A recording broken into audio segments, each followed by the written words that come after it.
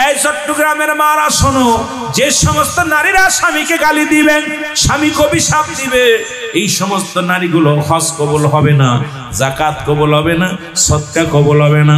পৃথিবীর মধ্যে নারী, আমার মা শুনে নাও, শুনে নাও, যারা স্বামীকে অভিশাপ দাও, স্বামী মরে গো, মরে না কেন, ও মরে গেলে বাঁচতাম, ওর পালে এসে শান্তি পাইলাম না, আমার বাবারা, আমার বন্ধুরা আমার, এই সমস্ত নারীগুলো বিনা হিসেবে জাহান্নামে যাবে। জোরে বলো আল্লাহু আকবার। লানতকারী মহিলা, লানত। আমার ভাইয়েরা, আমার নবীজি বললেন, এক শ্রেণী মহিলাদের দেখলাম জাহান্নামের মধ্যে, গায়ের মধ্যে সাপগুলো মুড়ায় কামড়াইতেছে। বলে ইয়া রাসূলুল্লাহ, ইয়া হাবিবাল্লাহ, এদের কারণ কি? নবীজি বললেন, ওই সমস্ত নারীরা পাতলা কাপড় পরিধান করত, এই জন্য তাদের গায়ের মধ্যে দিয়া, তাদের গা দিয়া কি মুসলমান শুনে নাও, এই সমস্ত সাপ বিচ্ছুগুলো তাদের আক্রমণ করে। বেপরদা নারীরা শুনে নাও, যারা পর্দা করো না। এরপরে রাসূল বললেন, আম্মা জানা ইশারে শোনো। এরপরে দেখলাম একটা জাহান্নামে একদল নারীদের মাথার উপরে আগুনের সাপ, আগুনের কাকগুলো মাথাগুলো টুকায় টুকায় খাইতেছে। রাসূল বলার পর আম্মা জান বললেন, হুজুর এর কারণ কি? বললেন, এই সমস্ত নারীদের মাথার চুলগুলো অন্য পুরুষে দেখেছে, কারণ পৃথিবীর মধ্যে মাথায় তারা কাপড় রাখতো না। আমার বাজানের, আমাদের মেয়ে আছে, আমাদের বিবি আছে, যার যার কন্ট্রোলে আছে, যারা সবাই হেফাজত করবেন, যে নারীর চুলগুলো অন্য পুরুষে দেখে, এই সমস্ত নারীদের চুলের মাথার ভিতরে আগুনের কাকগুলো মস্তিষ্কগুলো ঠুকায় ঠুকায় খাইবে। এক একটা ঠুকরা মারবে, মস্তিষ্কগুলো গলে গলে জমিনের মধ্যে পড়বে। এক একটা ঠুকরা মারবে, সঙ্গে সঙ্গে মানুষটা বেহুশ হয়ে যাবে। এইটা কিয়ামত পর্যন্ত ঠুকাইতে থাকবে, কিয়ামতের ময়দানও ঠুকাইবে। সুতরাং যে সমস্ত নারীরা, আমার বাবারা শুনে নাও, শুনে নাও। এবার রাসূল বললেন, এক শ্রেণীর নারীদের আমি দেখলাম তারা বড় চিৎকার মারতেছে। বলে ইয়া রাসূলুল্লাহ, কিসের জন্য? বলে ওই সমস্ত নারীদের কথার আওয়াজ বেড়ার বাইরে চলে গেছে, এই কারণে এই সমস্ত নারীদের জিহ্বা খানা উল্টায় পিছনে পেরাক লাগায় রাখছে। আজকের মুসলমান নারী শাসিত বাংলাদেশটা, যদিও বলে সকালবেলা আমার বিরুদ্ধে অভিযোগ আসবে, কারণ পৃথিবীর মধ্যে মুসলমান যে নারীর কথা বেড়ার বাইরে চলে যাবে, তাকে তালাক দেয়া যায় হয়ে যাবে।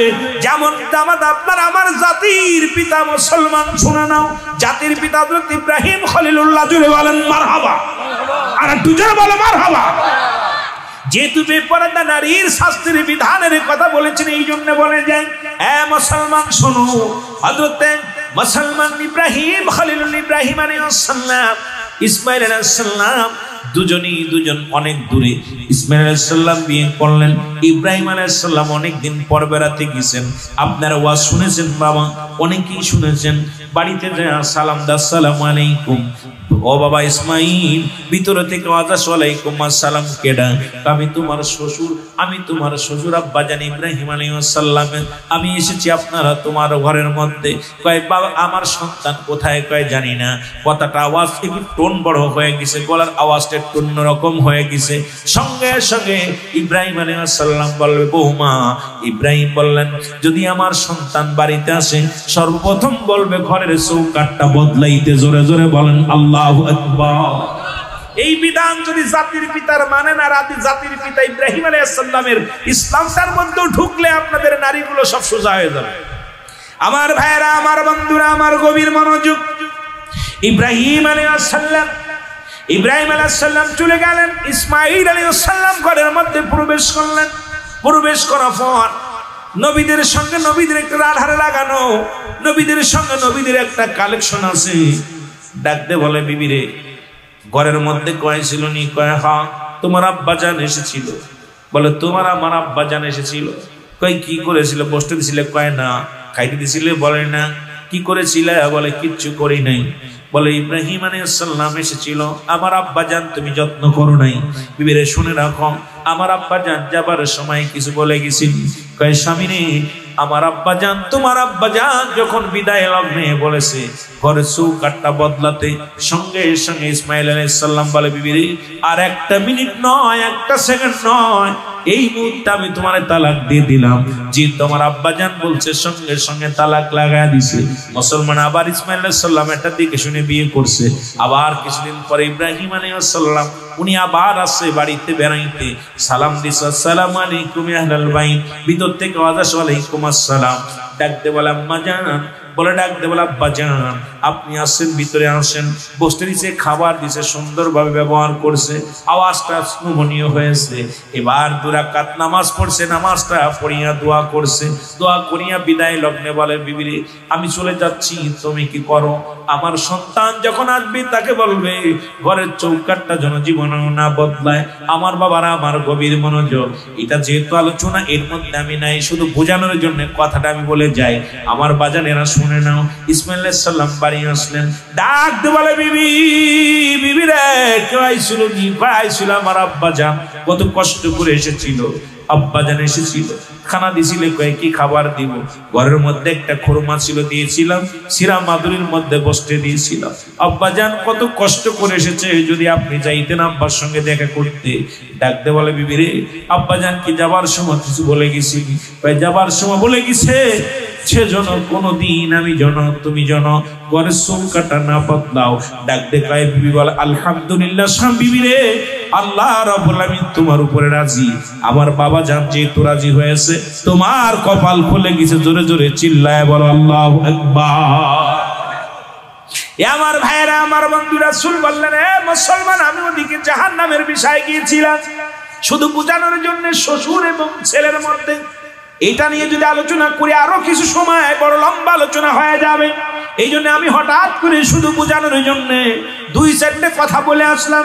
রাসূল বলেন এক শ্রেণী নারীদের, এ মুসলমান শোনো, এমন জ্বলন্ত আগুনের মধ্যে তাদের ঢেলে দেয়া হবে, আগুনের মধ্যে তাদের ঢেলে দেয়া হবে।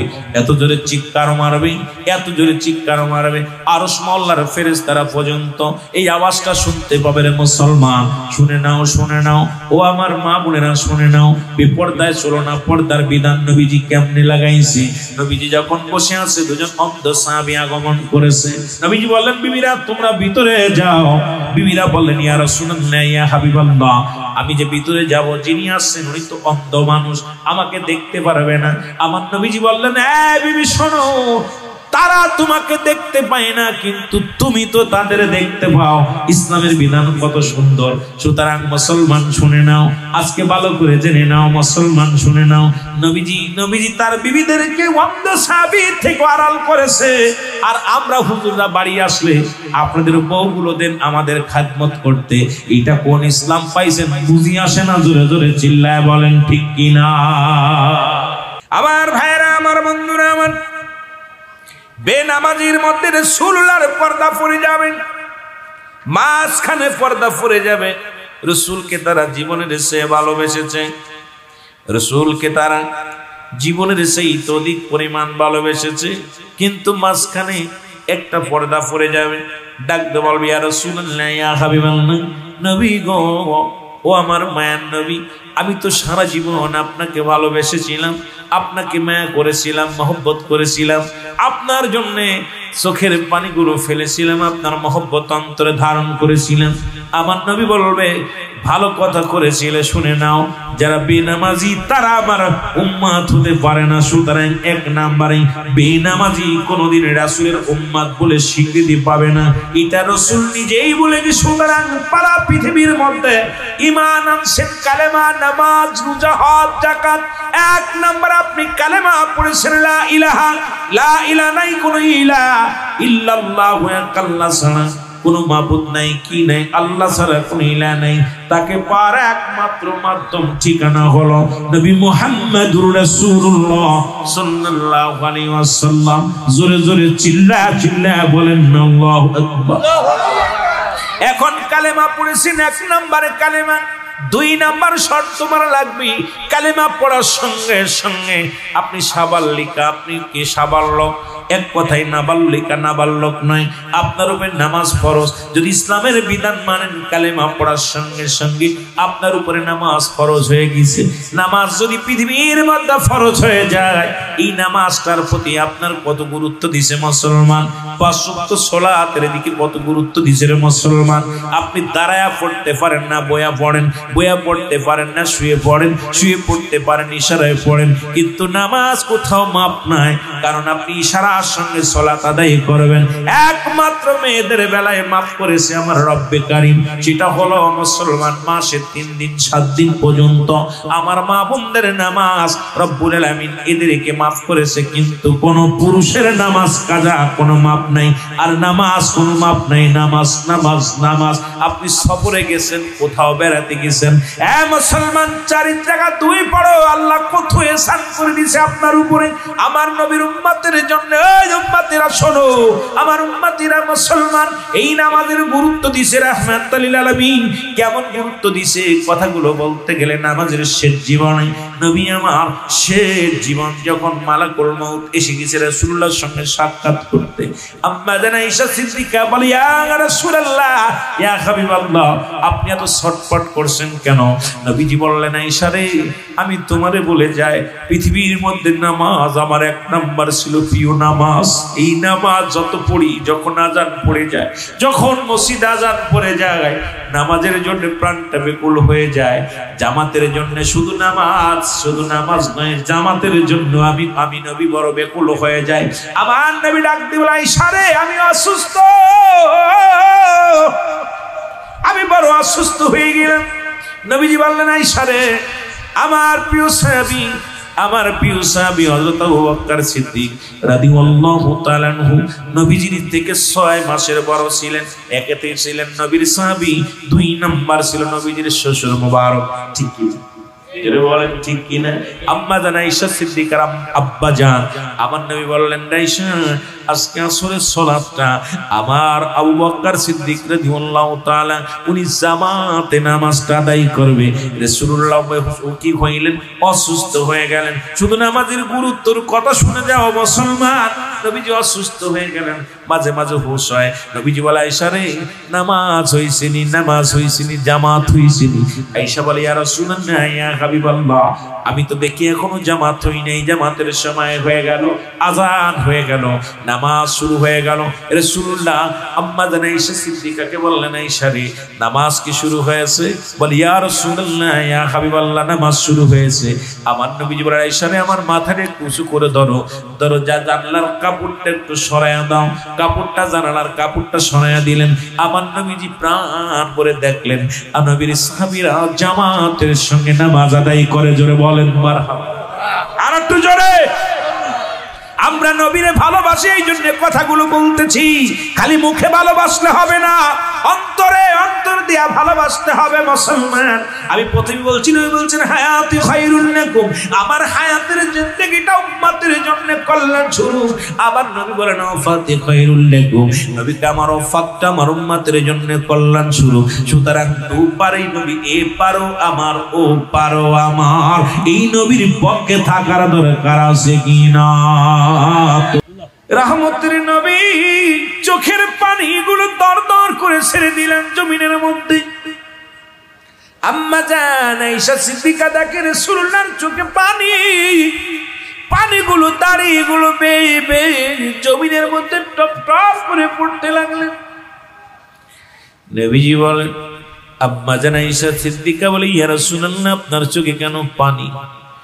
একেতে আম্মার নবীজি, আম্মা জান বড় পেরেশানিতে। এই জন্যে নবীজি বেঁচে থাকতে ইমাম পরিবর্তন, সারা জীবন রাসূলুল্লাহ ইমাম হয়ে নামাজ আদায় করেছেন, মুসল্লি হলো নবীর সাহাবীরা।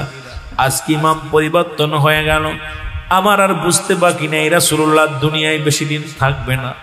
নবী আমার এতিম বানায়, নবী আমার ছেড়ে দুনিয়া থেকে চলে যাবে। আম্মা জান আয়েশার বুকের ভিতরে বড় প্রচন্ড ব্যথা উঠে গেল।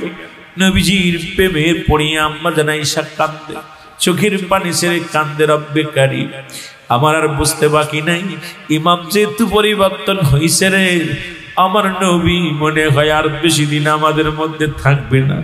নবীজি বেঁচে থাকতেই দুনিয়ার মধ্যে ইমাম পরিবর্তন হলো।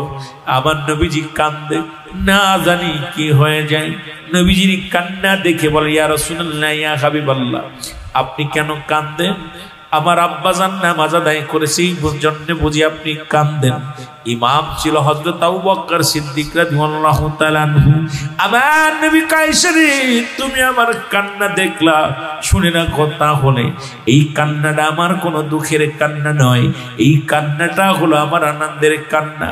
আমি নবী পৃথিবীর মধ্যে আগমন করে নামাজের জন্য নামাজ নামাজ ওই নামাজের গুরুত্ব দিছি, নামাজের পরে গুরুত্ব দিছি। আমার রব্বে কারীম নামাজের কথা আমাকে বলেছে, আমার উম্মতের দিয়ে আমি নামাজ আদায় করেছি। আমি নবী নিজেই সালাত আদায় করেছি উম্মতদেরকে নিয়ে। আমি নবী যাবার আগে আমার চোখ দিয়া এই শরীয়তের চোখ দিয়া দেখে গেলাম আমার উম্মতিরা জামাতের সঙ্গে নামাজ আদায় করছে। সুতরাং আমি নবী অত্যন্ত খুশি হয়েছি। এটা আমার আনন্দের অশ্রু, এটা আমার আনন্দের চোখের পানি রে আয়েশা রে। যে নামাজের জন্য কত মার খাইলাম, এই নামাজে যখন দাঁড়াইতাম কাফেররা, দুষ্ট কাফেররা নারী বুড়িয়া নিয়া, পচা উটের নারী বুড়িয়া নিয়া পিঠের উপরে রাখতো। যখন নামাজ দাঁড়াইতাম কত না আঘাত করতো, তীরের আঘাত খাইতাম। এই নামাজের জন্য আমি নবী কত মেহনত করলাম। আজকে আমি যাবার আগে দেখে গেলাম, দু চোখ ভরে দেখে গেলাম আমার উম্মতিরা জামাতে নামাজ আদায় করে। আমার মুসলমান বাবারা, আমার সুন্নি বাবারা আমার, আমি আপনাদের কাছে করজোরে দাবি করব, আমার রাসূল যেহেতু নামাজের জন্য নামাজ আদায় করলে নবী এত খুশি হয়েছে, আজ থেকে প্রতিজ্ঞা করব এক ওয়াক্ত নামাজ জীবন গেলেও ছাড়ব না। জোরে জোরে চিল্লায় বলেন ঠিক কিনা? আমার ভাইরা, আমার বন্ধুরা, আমার কালেমা পড়েছেন নামাজ, এবং কালে যখন মুসলমান হয়েছেন দ্বিতীয় হলো নামাজ, তৃতীয় হলো মুসলমান, রোজা, চতুর্থ নাম্বার হলো যাকাত, পঞ্চম নাম্বার হলো হজ। কালেমা, নামাজ, রোজা, হজ, যাকাত, এই পাঁচটা আপনারা আমার জন্য। আর এই জন্য সর্বপ্রথম ধরবে নামাজি। বেনামাজির কত কঠিন আযাব হবে, বেনামাজির মুসলমান ওই কবরের ভিতরে ভয়ঙ্কর আযাব হবে। এমন আযাব হবে রে মুসলমান, যেদিন দুনিয়া থেকে বিদায় নেবেন মালিক ফেরেশতার গুলো ওই জাহান্নামের দরজাগুলো খুলে দিবে, ফেরেশতাদের হুকুম দেবে, ফেরেশতারা যাও।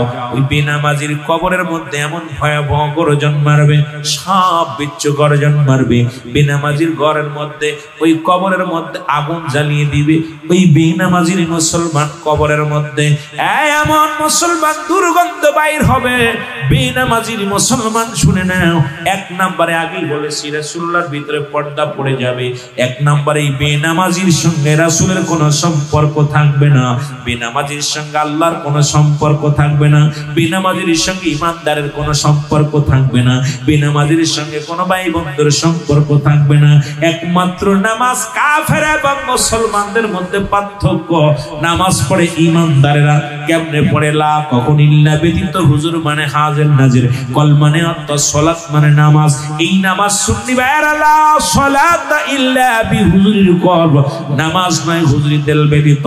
এমন নামাজ পড়ে যে নামাজে মাওলার মিরাজ হয়, আল্লাহর সঙ্গে দিদার হয়। সুতরাং পাঁচ ওয়াক্ত নামাজের ভিতরে যদি কোনো ব্যক্তি একবার ঢুকে যায়, রব্বে কারীমের সঙ্গে দিদার হয়ে যায়, এই ব্যক্তির মরণে ভয় নাই, হাসরে ভয় নাই, মিজানে ভয় নাই, ফুলসিরাতে ভয় নাই, ইহকালে ভয় নাই, পরকালে ভয় নাই। কারণ নামাজি ব্যক্তির সমস্ত খারাপ কাজ থেকে বাঁচায় নামাজ। জোরে জোরে চিল্লায় বলা যাবে না সুবহানাল্লাহ। রাত শুরু করেছে নামাজ দিয়া, দিনও শুরু করেছে নামাজ দিয়া। দিনের শুরু হলো বান্দা, দিনের শুরু হলো ফজর, দিনের শুরু হলো ফজর দিয়া। ও বান্দা, ফজর 2 রাকাত ফরজ সুন্নাত নামাজ তুমি আদায় করো না। তুমি রাসূলকে যদি ভালোবাসো, আল্লাহকে যদি ভালোবাসো, রব্বুল আলামিন দিন এবং রাত দুটের মধ্যে নবীকেও রাখছে, রব্বুল আলামিন নিজেকেও রাখছে। রাত শুরু করেছে, আল্লাহ বলে আমার গোলামি করে, নবীর প্রেম দিয়া দিন শুরু করবে। রাত আমার গোলামি দিয়া, নবীজির প্রেম দিয়া। মুসলমান গভীর মনোযোগ, দিন শুরু করেছে আল্লাহ। ফজর 2 রাকাত সুন্নাত নামাজ তুমি আদায় করলা, সঙ্গে সঙ্গে তুমি হয়ে গেলা আমার রাসূলের প্রেমিক। সঙ্গে সঙ্গে মুসলমান এবার 2 রাকাত ফরজ নামাজ তুমি আদায় করলা, সঙ্গে সঙ্গে তুমি হয়ে গেলা আমার আল্লাহর গোলাম। এখন যদি দিনের মধ্যে তোমার মরণ হয়ে যায়, তোমার মরণটা হবে আল্লাহর গোলাম, রাসূলের প্রেমিক। জোরে জোরে বলেন মারহাবা। কি মজার দেখেন না, দিন রাত এটার মধ্যে সব সময় রসুল আল্লাহ যেখানে সেখানে রসুলকে রাখছে। আহলে সুন্নাত ওয়াল জামাত আমরা তাহলে রসুলকে ভালোবাসি, ভালোবাসলে আমার আল্লাহরও ভালোবাসি। যারা বলেন ঠিক কিনা? আমরা গোলামি করি কি করি না? যারা বলেন করি কি করি না? এটা প্রমাণ দেখেন না, রাত দিন সব সময় রব্বুল আমিন তার হাবিবকে পাশে রাখছে, হাবিবকে পাশে রাখছে যে আমার গোলামি যেখানে করবে বান্দা, আমার রসুলের ভালোবাসা সেখানে থাকবে। মারহাবা বলেন, আরো জোরে বলেন মারহাবা। আমার ভাইয়েরা, আমার বন্ধুরা, আমার এই নামাজ নবীজি বললেন সাহাবীদেরকে ডাকতে বলেন, সাহাবীরা রে,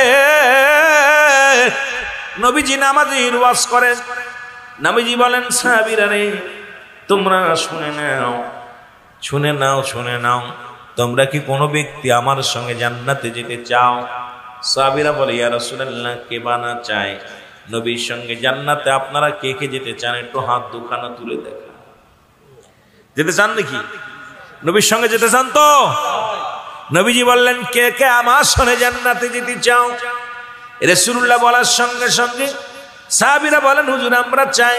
নবীজি বলেন, তাহলে শুনে রাখো, যে ব্যক্তি 5 ওয়াক্ত সালাত, 5 ওয়াক্ত নামাজ সময় মতো মতো আদায় করতে পারবে, আমি নবী ওয়াদা করলাম, আমি নবী জবান দিলাম, আমি নবী তার হাত ধরে জান্নাতে নিয়ে যাব। জোরে বলা যাবে না সুবহানাল্লাহ?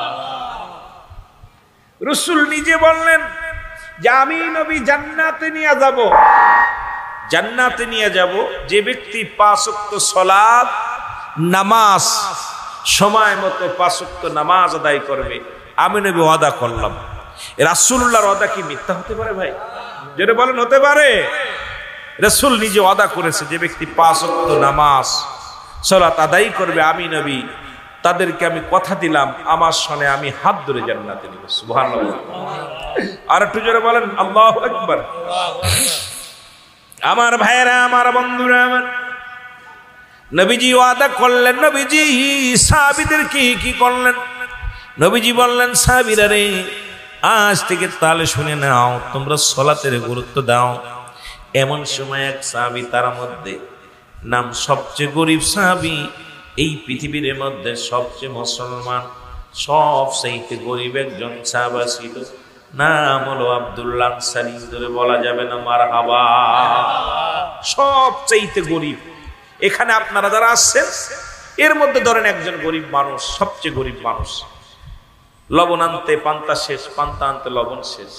অনেক গরিব মানুষ আছে, দরিদ্রতা আমাদের অনেকের পিছে লেগে আছে, কেউ কম কেউ বেশি। আর দুনিয়ার চাহিদাও তো ফাঁস করে শেষ হয় না মানুষের, যত দিছে তত চায়, যত আছে আরো তত চায়। জোরে বলেন ঠিক কিনা? আব্দুল্লাহ আনসারী রাসূলুল্লাহর পিছে নামাজ আদায় করে বাড়িতে গেলেন। আব্দুল্লাহ আনসারী বিবি ডাকতে বলে, স্বামী, আজকে আমার মা বোনের যারা আলোচনা শুনতেছেন সবাই লক্ষ্য করে শুনবেন। ডাকতে বলে, স্বামী রে, ও আমার স্বামী, আপনার কাছে আমি জানতে চাই, প্রতিদিন নামাজ শেষ করে বাড়িতে দ্রুত চলে আসেন, আজকে এত দেরি হলো কেন? আজকে এত সময় গেল কেন? বলে, বিবি রে শোনো, আমার নবীজি আজকে এত ওয়াজ করছে, রাসূলুল্লাহর ওয়াজ শুনে আসতে আমার দেরি হয়ে গেছে। আমার নবীর ওয়াজ শুনতে শুনতে এত মজা লাগতেছিল, এত আনন্দ লাগতেছিল, এই আলোচনা শোনা পর আমি তারপরে তোমার কাছে ফিরে আসছি। আব্দুল্লাহ আনসারী বলে, স্বামী রে, কি ওয়াজটা করেছে আগে বলো। সুবহানাল্লাহ বলেন না? বিবি দেখছেন, আপনাদের যাদের বিবি আছে বাড়ি গেলে কি জিগায় যে রুহুল আমিন সাহেব তো মাগুরা থেকে কি ওয়াজ করলো, মোস্তফা আজহারী সাহেব কি ওয়াজ করলো? বাড়ি গেলে কয়, খিচুড়ি আনছো নি, তাবারক আনছো, কি মেশিন নিয়ে দিচ্ছে? ঠিক কিনা? নবী সাহাবীরা যখনই বাড়ি যেতেন তাদের বিবিরা জিগাইতো, স্বামী কি শুনে আসলেন? হুজুরের কদমে গেছিলেন। আপনি যে গিলেন নবীজির কদমে, আমরা তো যেতে পারি না, আপনি গেছেন, আপনি যে কি শুনে আসছেন? আমার ভাইয়েরা, আমার বন্ধুরা, আমার একটু মহব্বতের সঙ্গে দুরূদ শরীফ পড়েন। আল্লাহুম্মা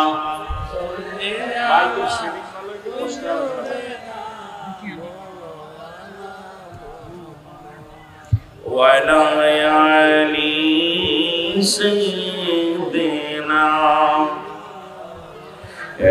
নবী, তোমায় আমি ভালোবাসি,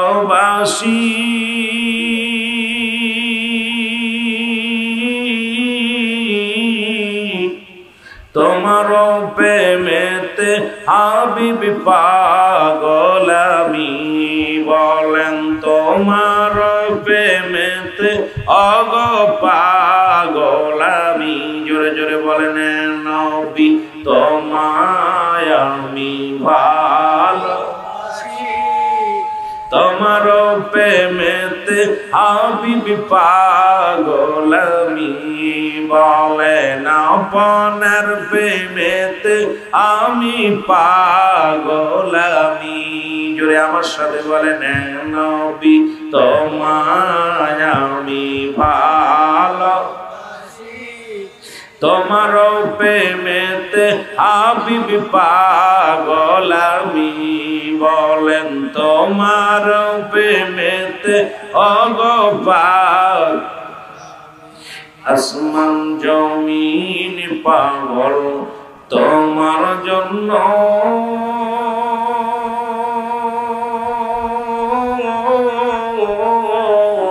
কুল কায়নাত হইল তোমায় পেয়ে ধন্য নবী। আসমান জমিন পাগল তোমার জন্য,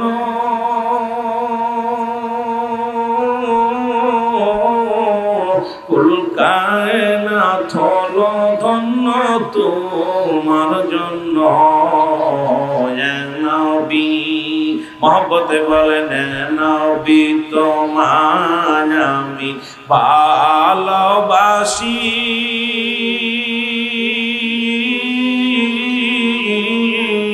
তোমার প্রেমেতে হাবিব পাগল আমি, বলেন তোমার প্রেমেতে পাগল হইলাম আমি। আপনার উপর দুরূদ পড়ে আল্লাহ শুনি,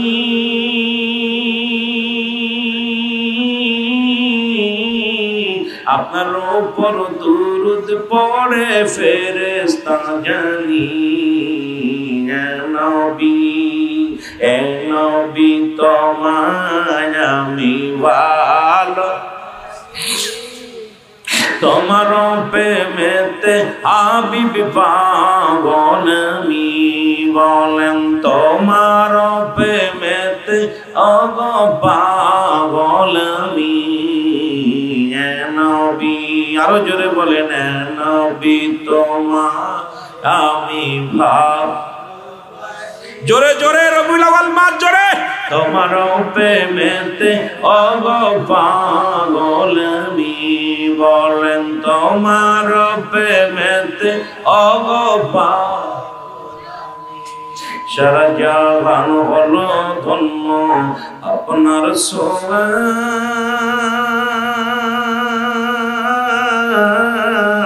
তাই তো ফেরেশতা গুণগান গায় নবী। तमाम জাহান ধন্য হলো আপনার সোহায়, সব নবী তাই তো নবী আপনার গুণগান গায় নবী। এ নবী তোমায় আমি ভালোবাসি, তোমার প্রেমেতে হাবিব পাগল আমি, বলেন তোমার প্রেমেতে অগ পাগল। এ দুনিয়ার মুসলমান গভীর মনোযোগ দিলের কান্ডা লাগায় শোনো। নবীর সাহাবী ডাকতে বলেন সাবিবিরা রাহমাতুল্লাহ আমিন আজকে ওয়াজ করছে, ওয়াজটা বিবি বলে স্বামী রে আপনার কাছে কিচ্ছু চাই না, স্বামী জীবনে বাড়ি চাই না, গাড়ি চাই না, সম্পদ চাই না। বিবি রে বেগানা নারী চেহারা দেখা হারাম, বেগানা পুরুষের চেহারা দেখা হারাম। যাদের সঙ্গে বিয়ে করা জায়েজ তাদের দেখা দেওয়া হারাম, যাদের সঙ্গে বিয়ে করা জায়েজ। এক কথা বুঝে নিবেন, যাদের সঙ্গে বিবাহ বন্ধনে আবদ্ধ হওয়া জায়েজ তাদের সঙ্গে দেখা করা হারাম। কথা বুঝেন, তাদের সঙ্গে দেখা করা কি হারাম। যাদের সঙ্গে বিয়ে করার হারাম তাদের সঙ্গে দেখা করা জায়েজ। কথা বুঝলি? একবারে বাংলা কথা। এরপরে যদি না বোঝেন তাহলে তার আমার কিছু করার নাই। একবারই হলো যাদের সঙ্গে বিবাহ বন্ধনে আবদ্ধ হওয়া জায়েজ, তাদের সঙ্গে দেখা করা হারাম। খালাতো বোন, মামাতো বোন, চাচাতো বোন এগুলো সম্পূর্ণ দেখা দেওয়া হারাম। কিন্তু আমাদের সমাজ খাইলো চাচাতো বোন, খালাতো বোন, ফুফাতো বোন, এগুলো যে আমাদের অবস্থা খুব ভয়ঙ্কর অবস্থা। এই যে অবস্থা আজকে আমাদের সমাজ জাতি নষ্টের পিছনে খালাতো বোন, মামাতো বোন, ফুফাতো বোনই, ফুফাতো ভাই, খালাতো ভাই শেষ করতেছে। জোরে বলেন ঠিক কিনা? কিন্তু আমরা এগুলো তো হারাম, এদের দেখা দেওয়া হারাম। এদের সঙ্গে দেখা দেয়া কি? জোরে বলেন, দেখা দেয়া কি? হারাম। এক কথায় বেগানা নারী চেহারা দেখা হারাম, বেগানা পুরুষের চেহারা দেখা হারাম। এই হারামকে কোনো ব্যক্তি হালাল করার এখতিয়ার কোনো মুফতি সাহেবের নাই। যদি কোনো মুফতি সাহেব এটা হালাল করতে পারে, আমি তারে বলবো আমার সঙ্গে চ্যালেঞ্জ করেন, আমি আপনার সঙ্গে বসবো যে আপনি হারাম করতেছেন, কোন ফতোয়ায় হারাম হালাল করতেছেন।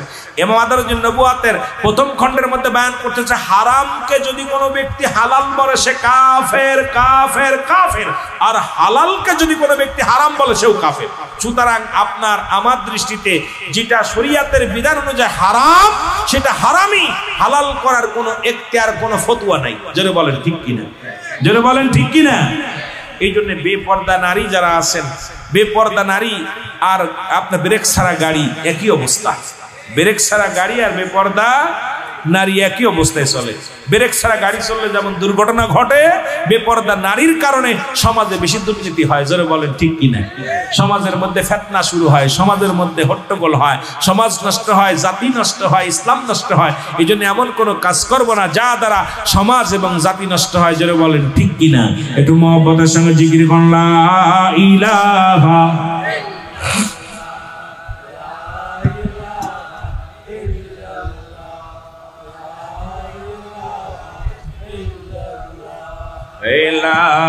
ইলাহা। আরো জোরে বলেন, লা ইলাহা। তুমি কাউকে বানাইলা খলিলুল্লাহ, তুমি কাউকে বানাইলা রূহুল্লাহ, তুমি কাউকে বানাইলা লা, তুমি কাউকে বানাইলা রূহুল্লাহ। আর নূর মুহাম্মদ সাল্লাল্লাহ, বল নূর মুহাম্মদ। আর লা ইলাহা ইল্লাল্লাহ, লা ইলাহা। আর জোরে লা ইলাহা। জবান খুলে লা ইলাহা, লা ইলাহা।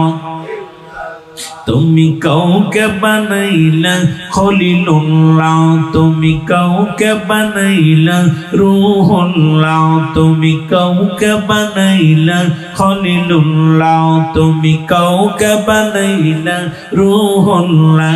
আর নূর মুহাম্মদ সাল্লাল্লাহ, বল নূর মুহাম্মদ।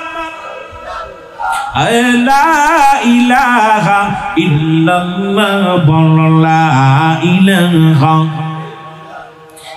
লা ইলাহা, লা ইলাহা ইল্লাল্লাহ। এ মুসলমান নবীর মনোযোগ, সর্বশেষে একটা কথা বলে যায়, কতটুকু তার ভয়াবহতা মুসলমান শুনে নাও। আল্লামা মুফতি আমজাদ আলী সাহেব একটা কিতাব লেখে, কিতাবের নাম বাহারে শরিয়া। কি কিতাবের নাম? বাহারে শরিয়া। এই কিতাবের মধ্যে লিখতে যা বললেন, মানুষ যখন মৃত্যুবরণ করে সর্বোচ্চ নিম্ন মৃত্যু যন্ত্রণা সেটা হলো ইমানদারের মৃত্যু আর বেঈমানদের মৃত্যু। ইমানদারের মৃত্যুটা হয় আটাগুলা খামির বানাইয়া, এই খামিরের ভিতরে যদি একটা চুল পড়ে, চুলটা যেমন টান দিয়া বাইর করলে ওনাসে বাইর হয়ে যায়, ইমানদারের মৃত্যুটা ঠিক তেমনি হয়।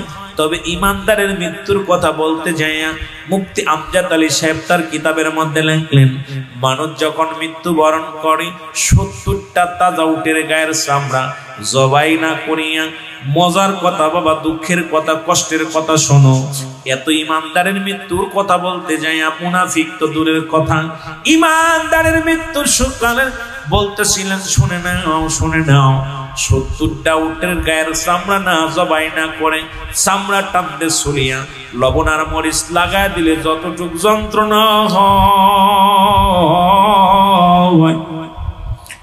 এর চাইতে 70 গুণ যন্ত্রণা হলো একটা সাধারণ মৃত্যু।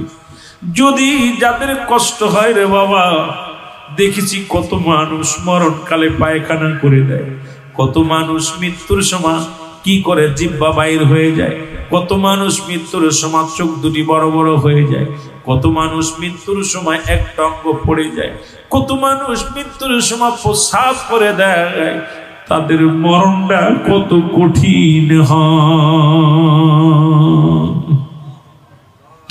আমার মরণ আসিবে যখন কেউ তো জানি না, আমার মরণ কুল্লু নাফসিন যায়কাতুল মাউত। আর একটু জোরে বলেন, আমার মরণ আসিবে, এ আমি চলে যাব, আমায় তোমরা ভুইলা যাইও না, আমি চলে যাব না, আমার মরণ আসিবে কখন কেউ তো জানি না, আমার এই পৃথিবী চিরদিন থাকার জায়গা নয়, অন্ধকার কবর যে তোমার আসল ঠিকানা রে মানুষ, অন্ধকার কবর। এই আমি চলে যাব, আমায় তোমরা ভুইলা যাইও না, আমি চলে যাব না, আমার মরণ আসিবে। আরো জোরে বলেন, আমার মরণ আসিবে। টাকা পয়সা দালান কোটা যাহা করেছি, সব কিছু ফেলাইয়া যাচ্ছি, একাই চলেছি রে আমি, সব কিছু ফেলাইয়া যাচ্ছি। আমি যাবার কালে ভেবে দেখি আমার কেহ নাই, আমি যাবার কালে ভেবে দেখি না, আমার মরণ আসিবে কখন কেউ তো জানি না, আমার কুল্লু মান আলাইহা ফান, সব শেষ করে দিবে কে? এ দুনিয়ার মুসলমান গভীর মনোযোগ, রব্বি কারিম ডাকতে বলে, দুনিয়ার মানুষ শোনো,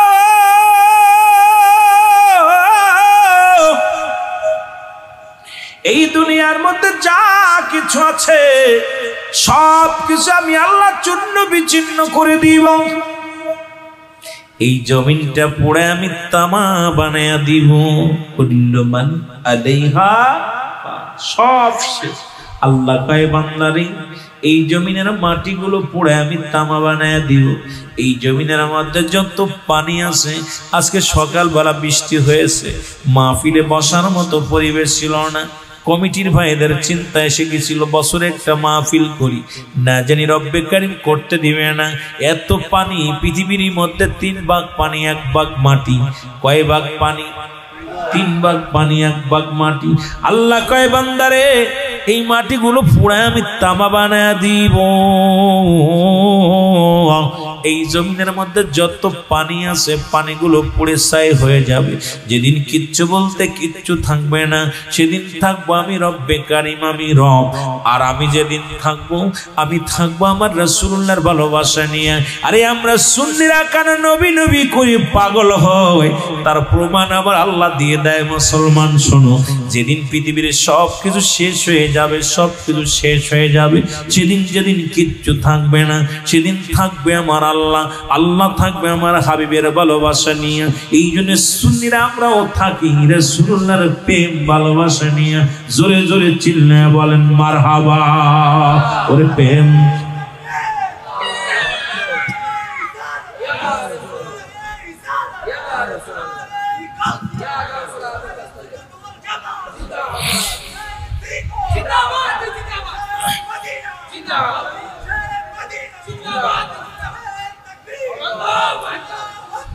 আল্লাহু আকবার, আল্লাহু আকবার।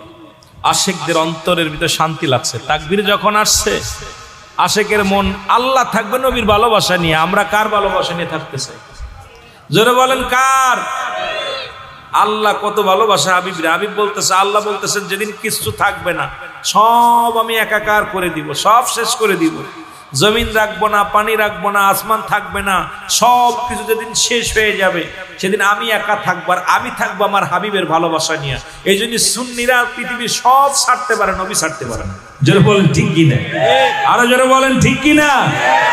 আমার দয়াল নবী বিহনে আপন বলতে কেহ নাই জগতে, আমার আপন। আমাদের শেখ সাদি আব্দুল্লাহ রাব্বা নজরুল ইসলাম ভান্ডারী সাহেব গজলটা গাইছে রাসূলুল্লাহ শুনে প্রাণটা জুড়িয়ে যায়। আমার সঙ্গে বলেন না, আমার দয়াল নবী বিহনে আমার মায়ার নবী আপন বলতে কেহ নাই জগতে, বলেন আপন বলতে। ওরে ভেবে দেখি সবই মিশে, ভেবে দেখি সবই মিশে মিশে মায়ার সংসারে, আপন বলতে কেহ নাই জগতে, বলেন আপন। আমার দয়াল নবী বিরনে আমার মায়ার নবী আপন বলতে কেহ নাই জগতে, আমার আপন। ও নবী ও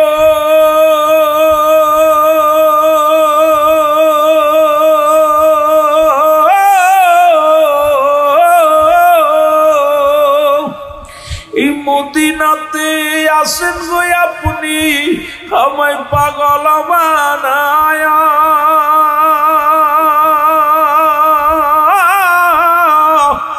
গোলামে কান্দে গো নবী বলখালি জমিনে বসিয়া, এ গোলামে কান্দি গো নবী চট্টগ্রামে বসিয়া। দেখা দেন গো মায়ার নবী, দেখা দেন গো দয়াল নবী, একটিবারে আমারে আপন বলতে কেহ নাই জগতে, বলেন আপন। এ দুনিয়ার মুসলমান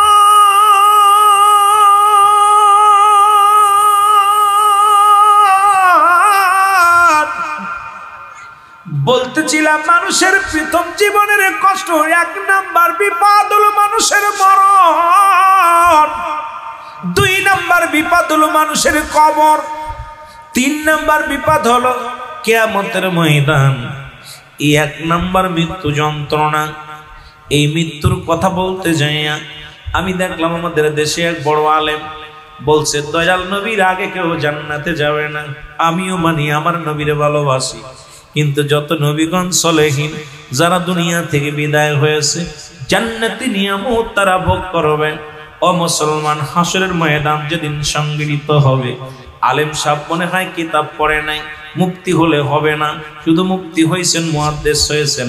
বড় দুঃখ লাগে আলোচনাটা শোনা পর, যে এই কথাটা শোনা পর ইদ্রিস আলাইহিস সালাম জান্নাতের মধ্যে গেছে, এটা নিয়ে উনি দেখলাম সুলকানি রোগে ধরেছে হুজুরকে। আমি বলি, হুজুর শুনে নেন, যত নবীগণ আদম আলাইহিস সালাম থেকে শুরু করে, আদম আলাইহিস সালাম থেকে শুরু করে আখির নবী রাহমাতুল লিল আলামিন পর্যন্ত যত নবীগণ পয়গম্বরগণ দুনিয়া থেকে বিদায় হয়ে গেছেন, প্রত্যেকই জান্নাতি নিজ নিজ মাদার প্রাণে জান্নাতের মধ্যে আছে। জোরে জোরে চিল্লায় বলেন মারহাবা। আর একটু জোরে। ইদ্রিস আলাইহিস সালাম জান্নাতের মধ্যে আছে। আমার মুসলমান শোনো, এই পৃথিবীর মধ্যে এখনো তিনজন ব্যক্তি এখনো জীবিত রয়েছে। তার মধ্যে একজন ব্যক্তি হলো জান্নাতের মধ্যে আছে। জান্নাতের মধ্যে হযরত ইদ্রিস আলাইহিস সালাম।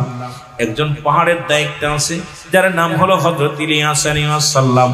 আরেকজন ব্যক্তি মুসলমান শুনে নাও, যিনি এই দুনিয়ার মধ্যে হযরত খিজির আলাইহিস সালাম যাকে পানির দায়িত্ব দিয়েছেন, আরেকজন ব্যক্তি আমার আপনার নবীর উম্মত হয়ে আসবে। এই চারজনের কথা বলা আছে মুসলমান। ও চট্টগ্রামের মারা, আমার চট্টগ্রামের খালারা, চট্টগ্রামের ফুবুরা, চট্টগ্রামের ভাবিরা, চট্টগ্রামের বোনেরা, দিলের কান্ডা লাগা শুনে নাও। নবীর সাহাবী কেমন ছিল, নবীর বিবির সাহাবী কেমন ছিল গো। এবার আব্দুল্লাহ আনসারীকে বিবি ডাক দিয়ে বলে, স্বামী আপনি আমাকে একটু সময় দিবেন, আমিও যেন সময় করে 5 ওয়াক্ত সালাত আদায় করতে পারি।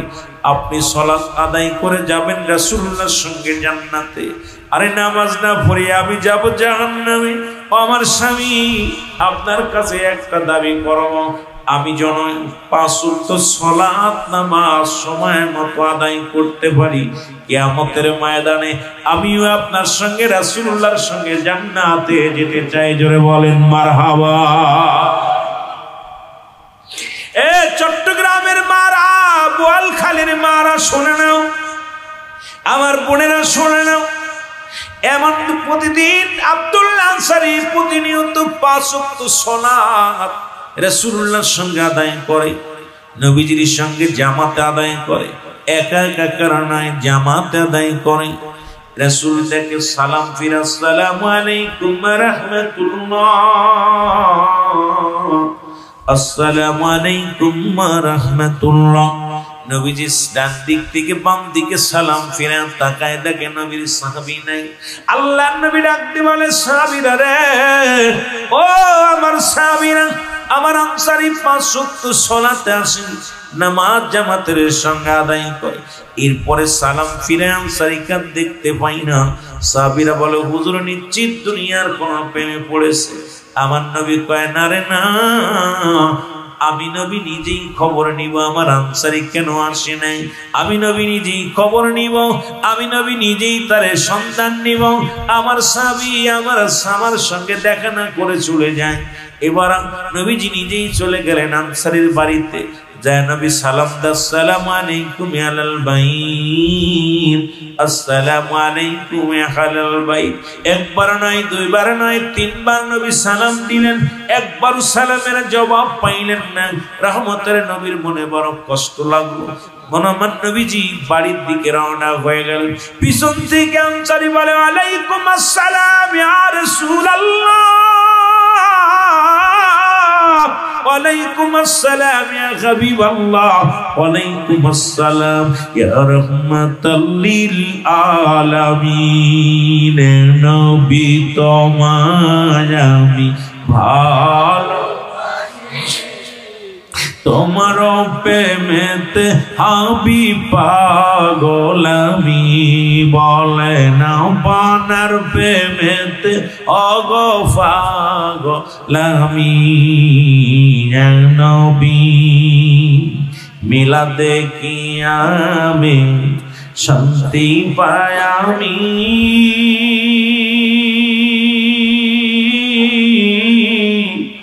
নূরের নাম যতই এই জবানে জপি, নবী মিলা দেখি আমি শান্তি পাই আমি।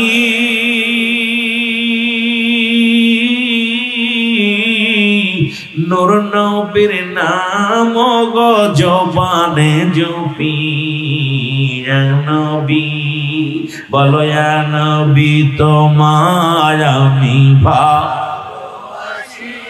মারহাবা মারহাবা জোরে। ইয়া নবী তোমার আমি ভালোবাসি, তোমার প্রেমেতে আমি পাগল আমি। বলো তোমার প্রেমেতে আমি পাগল। ওগো আপনার দুরুদ পড়ে আমার আল্লাহ তাআলা শুনি।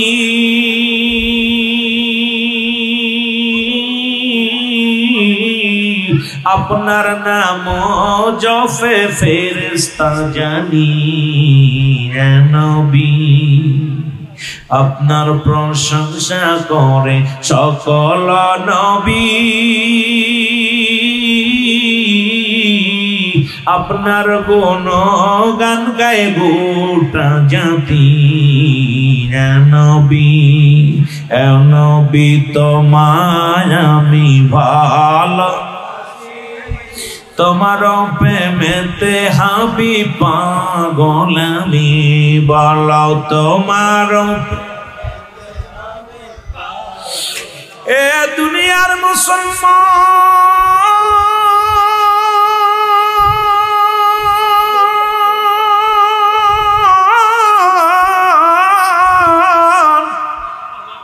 এ আমার ভাইরা, আমার বন্ধুরা, আমার গোয়ালখালীর মারা,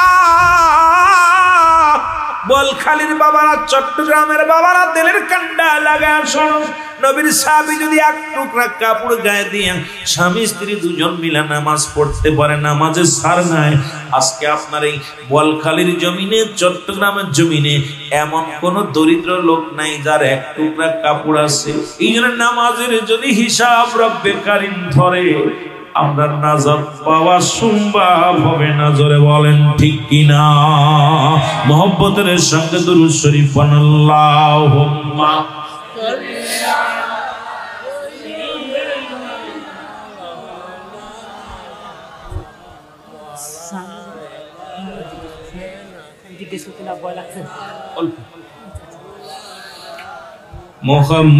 মুহাম্মাদ আল্লাহুম্মা। এই নবী মোর পরশমণি, নবী মোর সোনার খনি, নবী নাম জপে যেজন সেই তো দুজাহানের ধনী। নবী মোর পরশমণি, জোরে বলেন নবী মোর পরশমণি, নবী মোর, নবী নাম জপে যেজন সেই তো দুজা।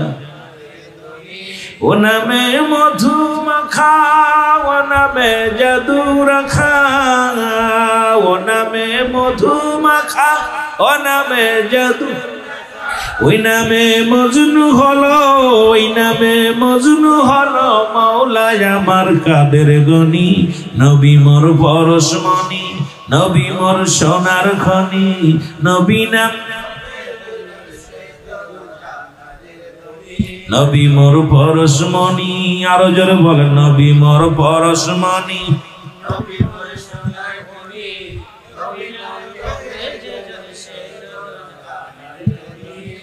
সুন্নি ভাইরা, এই নামটা জপলে মজা লাগে কি লাগে?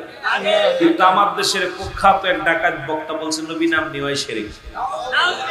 কোন দেশে বাস করি সে ওয়াজ বক্তা, এত বড় একজন বক্তা। আপনারা এগুলো নেটে দেখবেন। আমি কারোর নাম বলতে চাই না, আমি গিবাদত করতে চাই না, কারোর বিরোধিতা করে আলোচনা করার অভ্যাস আমার নাই।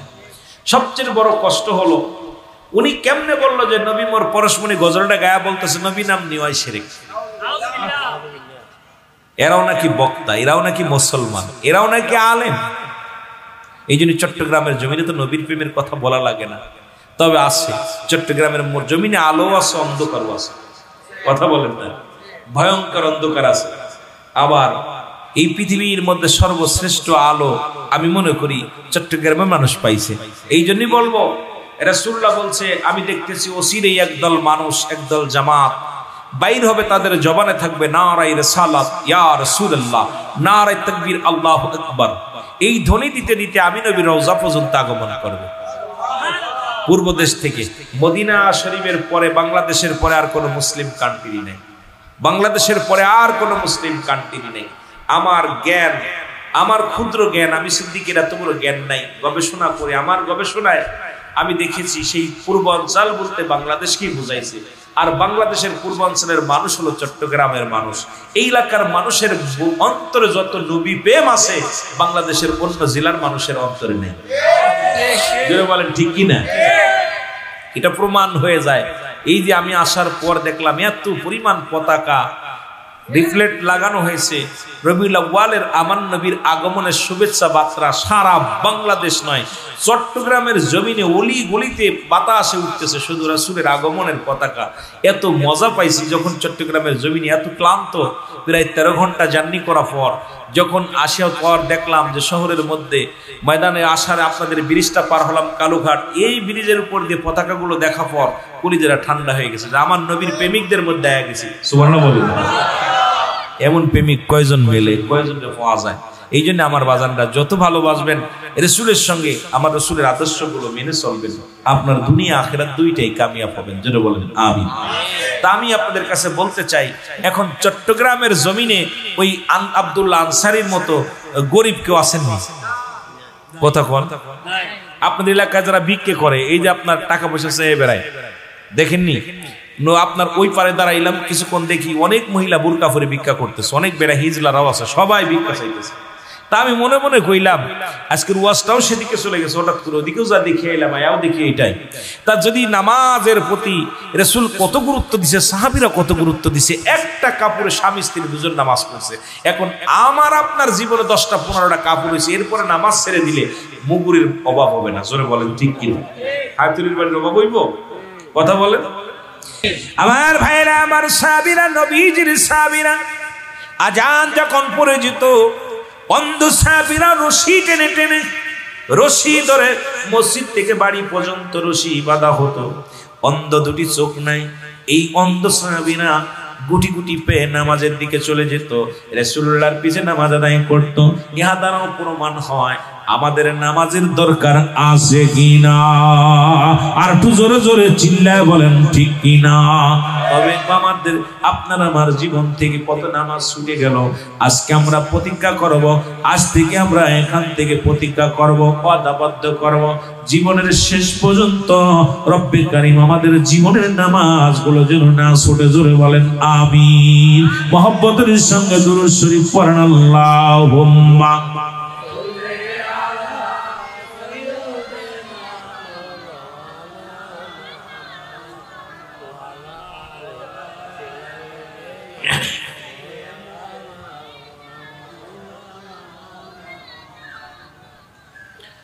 আদ-দাউসু লা ইয়াদখুলুল জান্নাহ। দাউস, এক কথায় দাউস ছাড়া জান্নাতের ঘিরান পর্যন্ত তাদের কপালে জড়বে না। ঠিক কি না? আরো জোরে বলেন। এখন আল্লাহ বলছেন কাফের বেঈমান মুশরিকদের জন্য আমি একটা নয় দুইটা নয় 7-7টা জাহান্নাম প্রস্তুত। উইদ্দাতিল কাফির, কাফের বেঈমান মুনাফিকদের জন্য প্রস্তুতি আছে 7টা জাহান্নাম। কয়টা জাহান্নাম? আর একটু জোরে বলেন। আমার বাবারা রাসূল মিরাজে গেলেন, খুব লক্ষ্য করবেন, রাসূল মিরাজে গেলেন। মিরাজ থেকে ফিরে এসে আম্মা জান আয়েশা সিদ্দিকার মুসলমান শুনে নাও, যা যা দেখলেন এসে বললেন, এ আমার বিবিগণ শোনো, আমি জাহান্নাম দেখলাম, জান্নাত দেখলাম। আমি জাহান্নামের মধ্যে দেখলাম অধিক পরিমাণ নারী, জাহান্নামের মধ্যে অধিক পরিমাণ নারী। আল্লাহু আকবার বলুন। আমার চট্টগ্রামের মারা এবার একটা বেপরদা নারীর দাউস হলো এই ব্যক্তি। দাউস পুরুষকে বিয়ে করা হারাম, দাউস মহিলাকে বিয়ে করা হারাম। দাউস কারা? দাউসের সংখ্যাকে জেনে নেই। দাউস হলো ওই সমস্ত নারী, যে সমস্ত নারীরা মা পৃথিবীর মধ্যে মুসলমান, শুনে নাও শুনে নাও, পাতলা কাপড় পরিধান করে, উচ্চ আওয়াজে কণ্ঠে কথা বলে, সাইকেল চালায় বা কথায় শুনে নেন, তারা কি করে পৃথিবীর মধ্যে প্যান্ট শার্ট পরে, শার্ট গায়ে দেয়। দাউস মেয়েগুলো, দাউসের পিতামাতা জাহান্নামী হবে। এই পৃথিবীর মধ্যে দাউস কারা ভালো করে জেনে নাও, যে সমস্ত নারী হইয়া পুরুষের মতো চলাফেরা করে, পুরুষের মতো কথাবার্তা বলে, প্যান্ট শার্ট পরে, শার্ট পরে, তারা পুরুষের ন্যায় কথাবার্তা বলে, পুরুষের ন্যায় বাজার ঘাট করে, পুরুষের ন্যায় চলাফেরা করে, বুক টান করে চলে, এই সমস্ত নারীগুলো হলো দাউস। রাসূল বলছে এখন দাউস পুরুষ কারা? এখন পুরুষ নারী পুরুষ দুজনই দাউস আছে। দাউসের মধ্যে শুধু নারী নয়, পুরুষও আছে রে মুসলমান। পুরুষ দাউস হলো যে সমস্ত পুরুষ মানুষ হইয়া মেয়েদের মতো কথাবার্তা বলে, নাক পোড়ায়, কান পোড়ায়, হাতের মধ্যে ছুরি দেয়, মুসলমান মহিলাদের মতো চলাফেরা করে, মহিলাদের মতো উন্না টানে, দেখা যায় গলার মধ্যে সোনার চেন লাগায়, হাতের মধ্যে সোনার ব্রেসলেট লাগায়। এই সমস্ত দাউসের পিতামাতা জাহান্নামী। জোরে জোরে চিল্লায় বলো আল্লাহু আকবার। দাউস পুরুষ, দাউস মহিলা, দুইটাই আছে। খালি এখানে বেপর্দা মহিলা তাদের জাহান্নামে যাবে না, বেপর্দা নারীও পুরুষও জাহান্নামে যাবে। পর্দার বিধান, নামাজ যেমন ফরজ, পর্দাও তেমন ফরজ। সুবহানাল্লাহ বলেন না? নামাজও ফরজ, পর্দাও ফরজ। শুধু নারীর জন্য নয়, পুরুষের জন্য।